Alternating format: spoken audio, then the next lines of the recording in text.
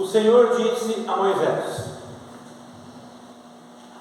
dê este mandamento a Arão e a seus filhos, a regulamentação acerca do holocausto. Ele terá que ficar queimado até de manhã sobre as brasas do altar de bronze, onde o fogo terá que ser mantido aceso. Então vocês prestem atenção nessa frase, grave nela: onde o fogo terá que ser mantido aceso. O sacerdote vestirá suas roupas de linho e os calções de linho por baixo, retirará as cinzas do holocausto que o fogo consumiu no altar e as colocará ao lado do altar. Depois trocará de roupa e levará as cinzas para fora do acampamento, a um lugar cerimonialmente puro. Agora preste atenção de novo: mantenha-se aceso o fogo no altar, não deve ser apagado. Toda manhã o sacerdote acrescentará lenha, arrumará o holocausto sobre o fogo e queimará sobre ele a gordura das ofertas de comunhão. De novo, mantenha-se o fogo continuamente aceso no altar, não deve ser apagado. Lá na atualizada vai falar, e na corrigida também vai falar, perpetuamente o fogo deve ser mantido aceso, para sempre, continuamente. Então nós percebemos aqui, em 1, 2,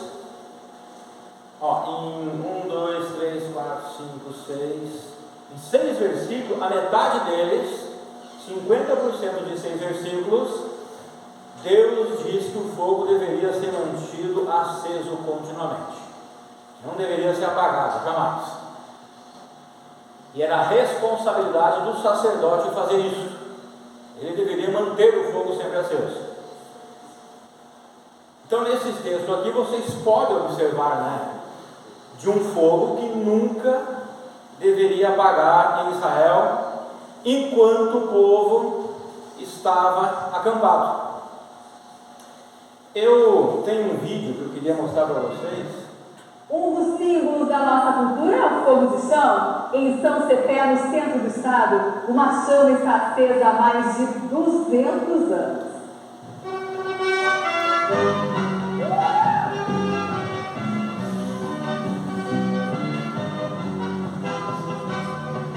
Rio Grande do Sul, conquistado a pata de cavalo. Essa terra tem dono e se chama Liberdade. A frase é atribuída ao guerreiro Sepete Araju, chefe indígena dos 7 povos das missões, que enfrentou os conquistadores espanhóis. Na cidade que homenageia o herói Guarani, uma chama desse espírito de liberdade é mantida viva há 200 anos.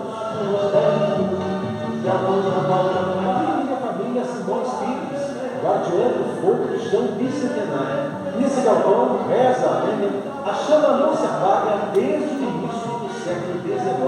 Acredita-se que existisse um fogo aceso porque era e continua sendo um costume nosso, Daqui, a centelha farroupilha já saiu na mão de cavaleiros para se alastrar pelo Rio Grande afora.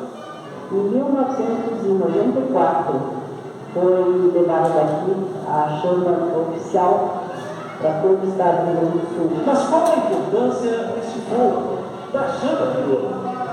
Uma palavra, o mais prestigiado tradicionalista gaúcho.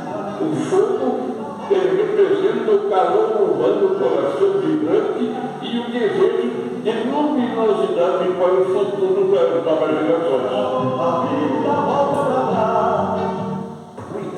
Uma plataforma, todos Ok.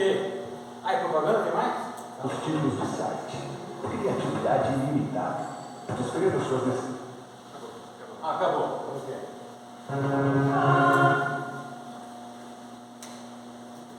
Muito bem. A gente lê aqui sobre aquele fogo contínuo e às vezes não tem noção do que é. Por isso que eu queria mostrar o vídeo. Já fiz uma propaganda lá na minha terra, tá? Só não apareceu a costela ali, né? Mas, irmão Israel, a costela faltou. Mas a costela continua, aquele fogo se apagou depois de 200 anos, não tem mais. Mas a costela continua lá, eles fazendo. Mas eu achei interessante, aquele gauchão bigodudo lá falou que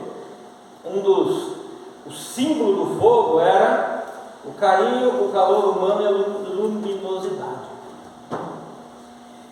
E é mais ou menos isso o simbolismo desse fogo que Deus pede a Israel, para Deus de Israel. E esse fogo, que de São Cepé, uma cidade lá no interior, ele se apagou, a família Simões Filho, que cuidava desse fogo lá no galpão deles, né? Ela se apagou em 8 de janeiro desse ano, a chama, e encerrou-se uma tradição de 200 anos. Então a família Simão Pires, né, o meu filho, cuidava, né, para que o fogo nunca se apagasse lá em seu galpão. Eles falam em outras reportagens que eles tomaram a dura decisão de não continuar cuidando, porque estava difícil achar lenha morta para manter o fogo aceso sem prejudicar o meio ambiente e não derrubar árvores nativas, né?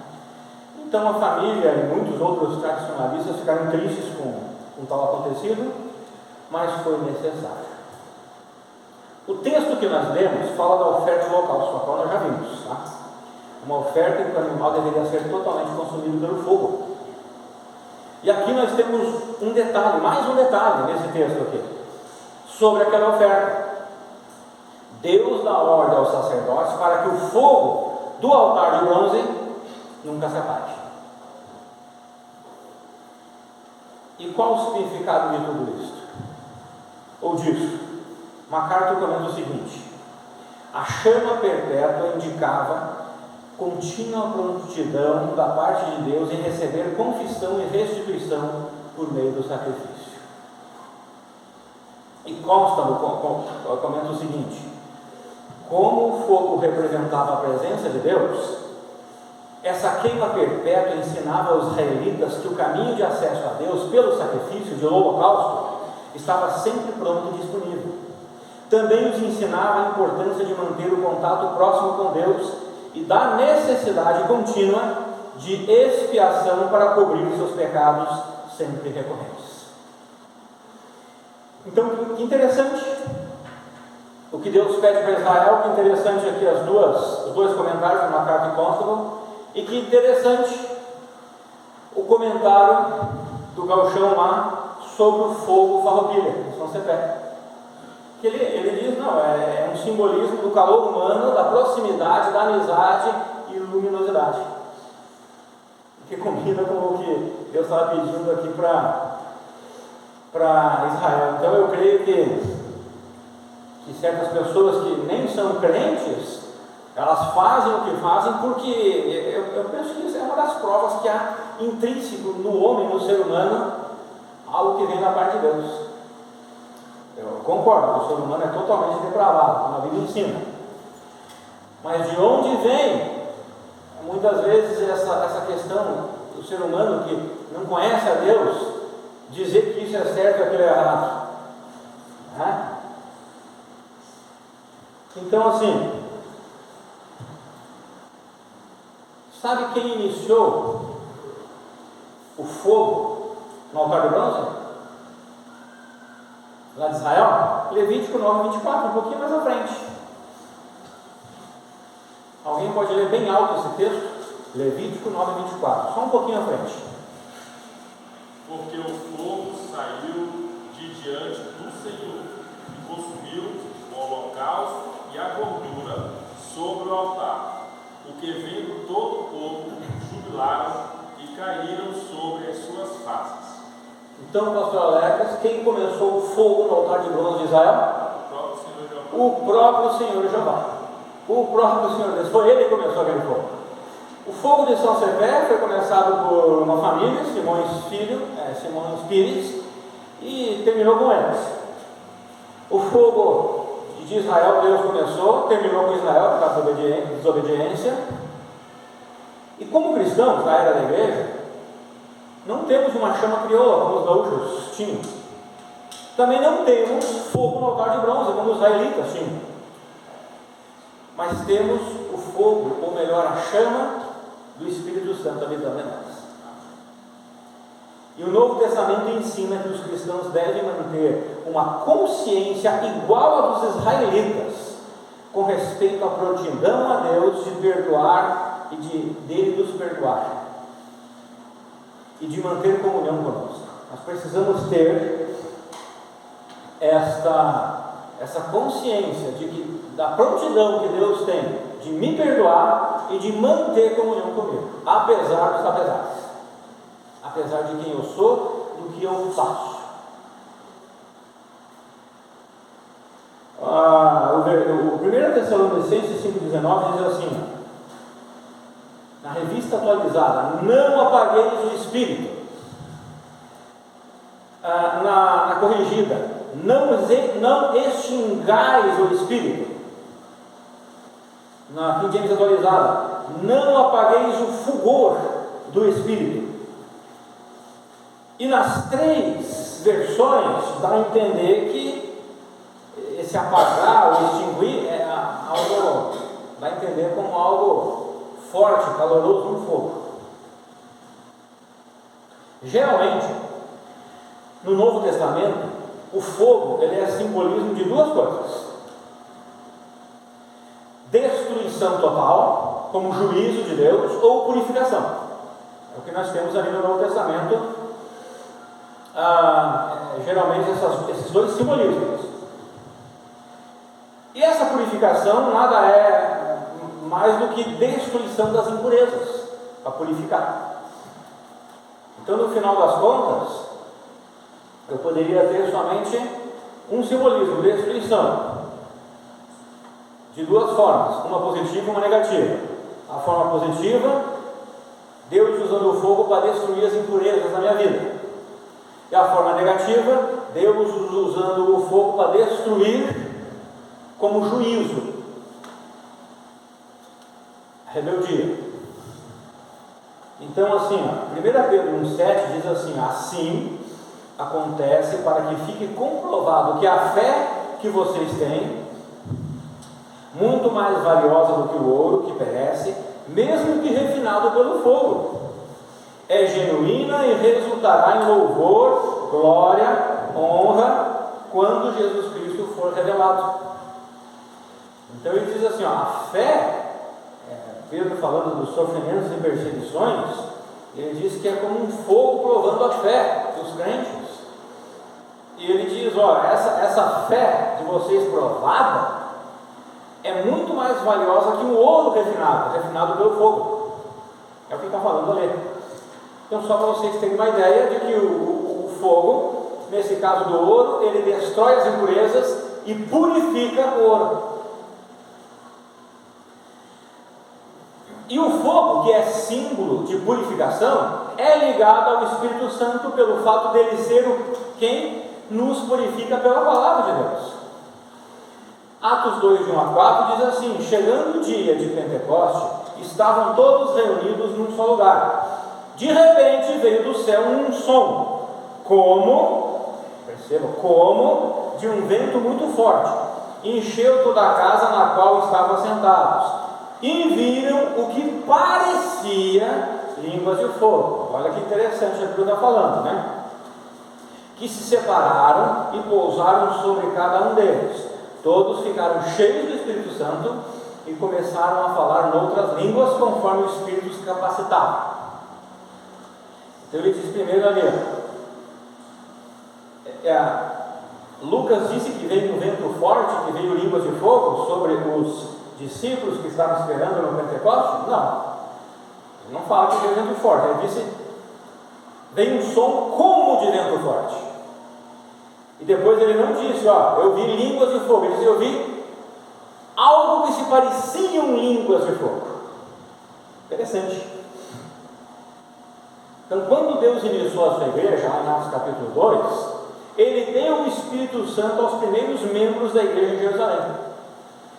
E o Espírito Santo parecia línguas de fogo. Hoje, todo homem que recebe a Cristo, todo ser humano que recebe a Cristo em sua vida, recebe o Espírito Santo. Pois é Ele quem vai ajudar na purificação da minha vida. da sua vida. Ou seja, numa vida de santificação progressiva. Purificação e santificação são palavras intercambiáveis aqui na Bíblia, tá? Então, como no Antigo Testamento foi Deus quem acendeu o fogo no altar de bronze, o qual nunca deveria se apagar, também em nossas vidas foi Deus quem colocou o Espírito Santo como um fogo purificador. Não foi você, foi o Senhor Deus que acendeu esse fogo, essa chama no seu coração. Foi Ele que fez isso. E nós temos um hino, né? Fogo purificador, aquele livretinho verde. Então qual é a minha missão? Vocês já perceberam a pergunta? Qual é a minha missão? Deus acendeu um fogo literal no altar de bronze lá para Israel, e Deus disse que os sacerdotes tinham a responsabilidade de manter esse fogo aceso. Não somos Israel, não temos altar de bronze, não temos esse fogo literal, mas Deus acendeu outro fogo dentro de mim. O Espírito Santo Ele colocou dentro de mim, pela fé, que é um dom de Deus.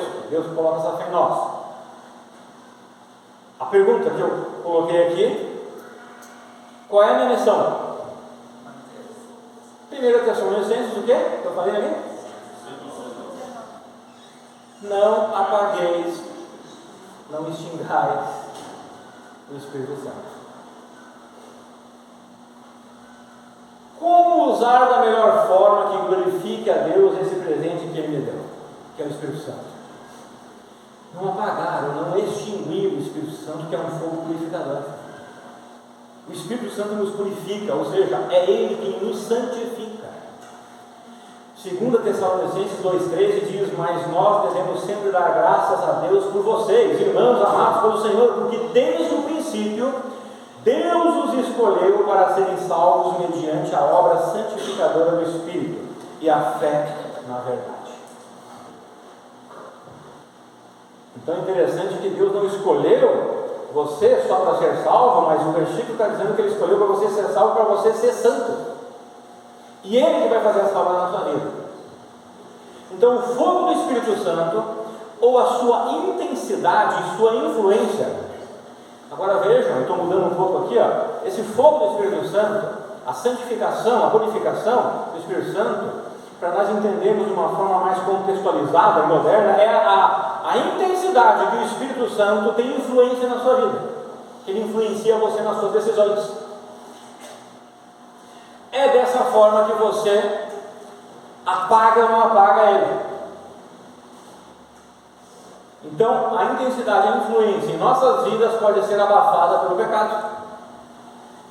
Nós não devemos entristecer o Espírito Santo com uma vida pecaminosa ou uma vida carnal. Efésios 4,30. Mas devemos nos deixar ser controlados pelas escolhas e decisões do Espírito Santo. Isso é ser cheio dele. Efésios 5,18. Gálatas 5,16 diz assim, ó: por isso digo, vivam pelo Espírito, e de modo nenhum satisfarão os desejos da carne. Agora imagina o tabernáculo, ele ficava, vocês já viram nas fotos das pregações anteriores, o tabernáculo ficava no meio do acampamento. E lá fora do Santo dos Santos tinha o altar de bronze, onde era queimado todas as ofertas.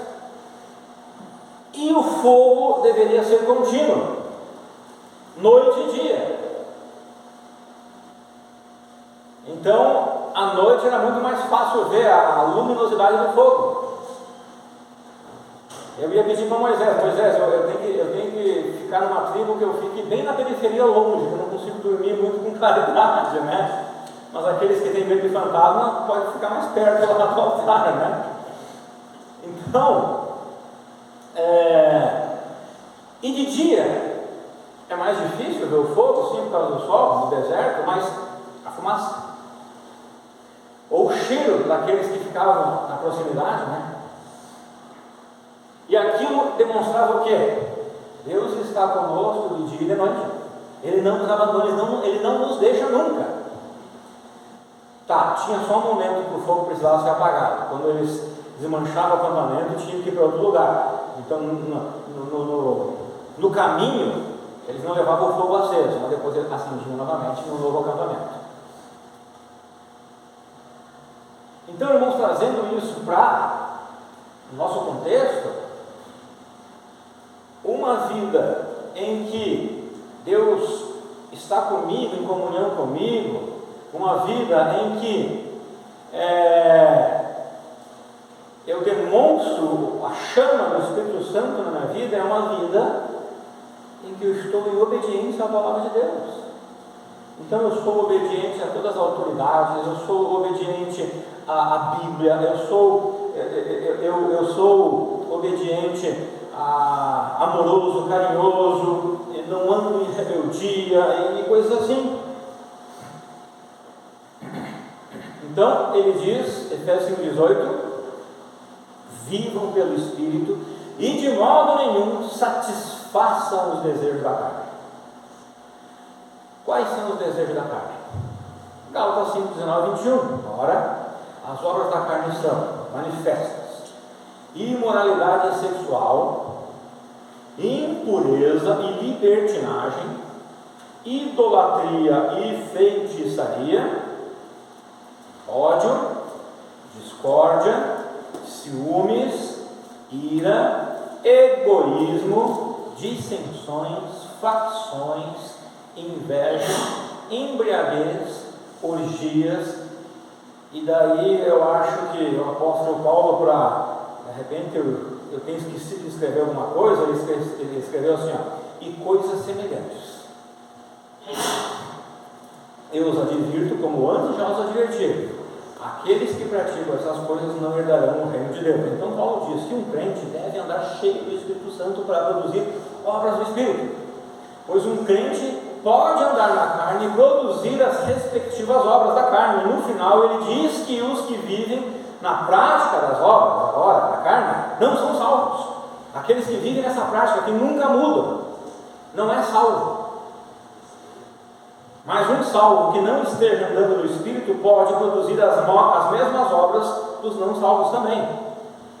Então, Paulo, quando ele coloca esse texto, ele não quer se referir especificamente aos não salvos, mas ele está falando para crentes aqui. A carta de Gálatas está falando para crentes. Ele diz assim: olha, as obras da carne, primeiro em 5,16 ele diz: vivam pelo Espírito, não satisfaça o desejo da carne. Depois, mais adiante, ainda no capítulo 5, ele diz: olha, as obras da carne são essas. Ele vai falando aqui, ele está falando para crente.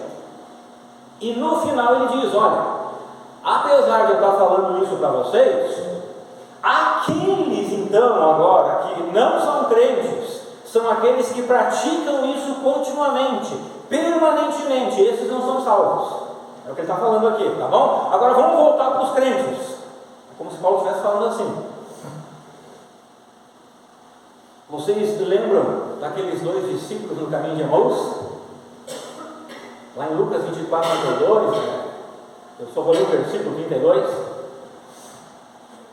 Depois que Jesus morreu, ressuscitou, não lembro agora, ele já tinha ressuscitado? Já, né? E aqueles dois discípulos no caminho para Emaús, conversando e tudo, poxa, né?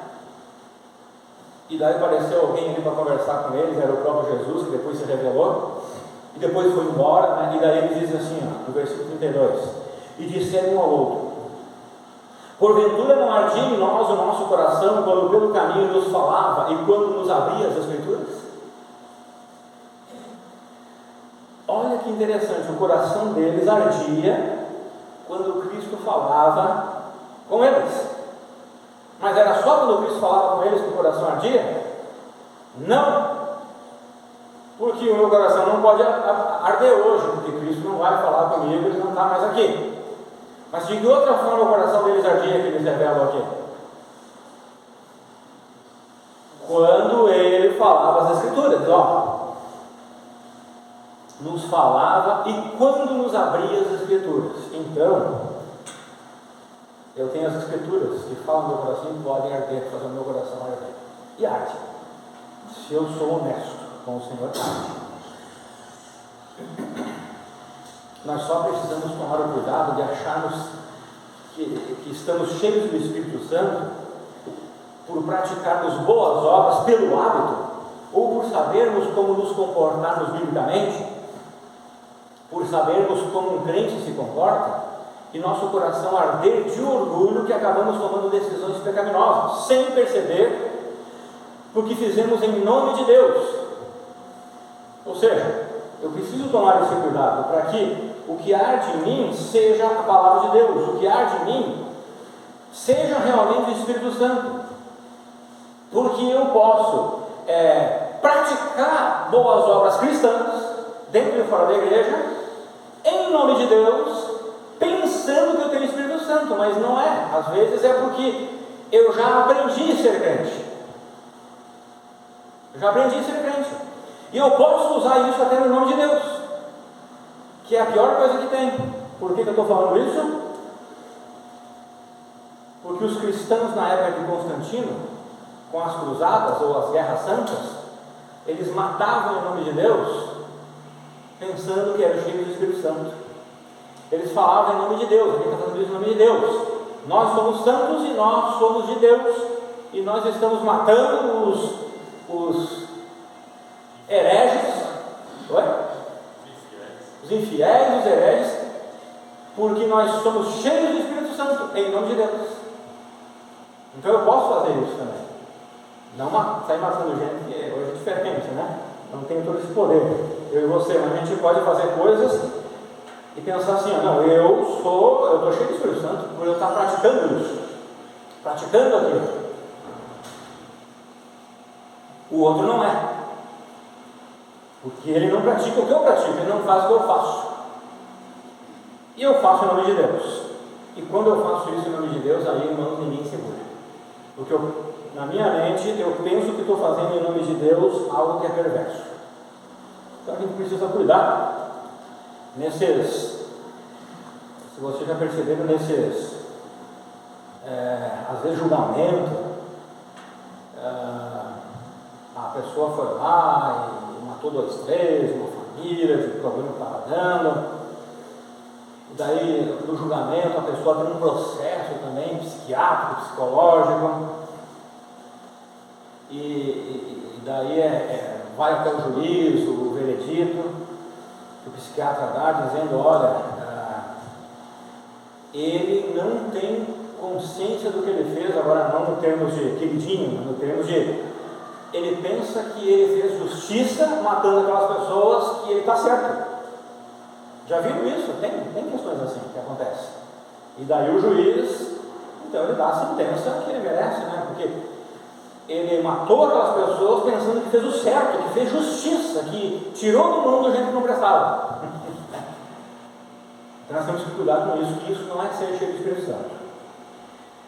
Nossos corações precisam arder, não porque nossa mente nos diz que estamos certos.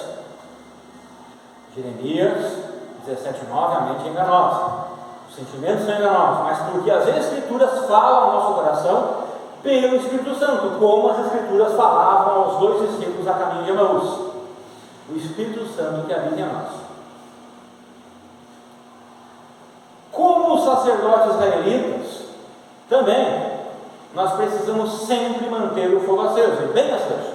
De repente você pode pensar lá, beleza, mas lá no Antigo Testamento, a responsabilidade de manter o fogo aceso era dos sacerdotes.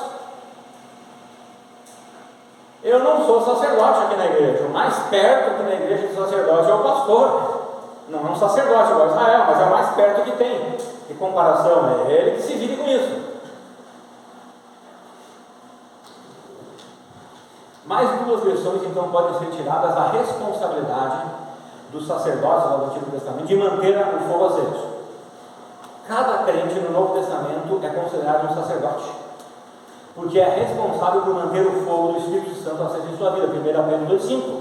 Vós também, Pedro falando à igreja, vós também, como pedras vivas, sois edificados casa espiritual e sacerdócio santo, para oferecer sacrifícios espirituais agradáveis a Deus por meio de Jesus Cristo. Então olha o que Pedro está dizendo. Vocês são igreja, vocês não são Israel, não são nação, mas vocês são sacerdócio santo. E o sacrifício que vocês oferecem não é um animal no altar de bronze, é sacrifício espiritual. Então, se no Antigo Testamento a responsabilidade dos sacerdotes era de manter a chama acesa, no Novo Testamento o Espírito Santo que Deus colocou em mim, que simboliza o fogo, né, como fogo purificador, quem é responsável por manter ele aceso? Se eu sou sacerdote, eu. Bom, e outra lição, ou princípio? Sim, daí sim, é de que o pastor da igreja local também precisa se responsabilizar por alimentar suas ovelhas de maneira que as incentive a manterem a chama do Espírito Santo acesa. Então, eu estou incentivando vocês hoje a vocês cumprirem, cada um de vocês, com a responsabilidade que cada um de vocês tem, a manter a chama acesa. Tá? Se alguém não manter, culpa minha não é, porque tenho feito a minha parte. Cada um de nós precisa manter a chama acesa. Cada crente precisa. Amém?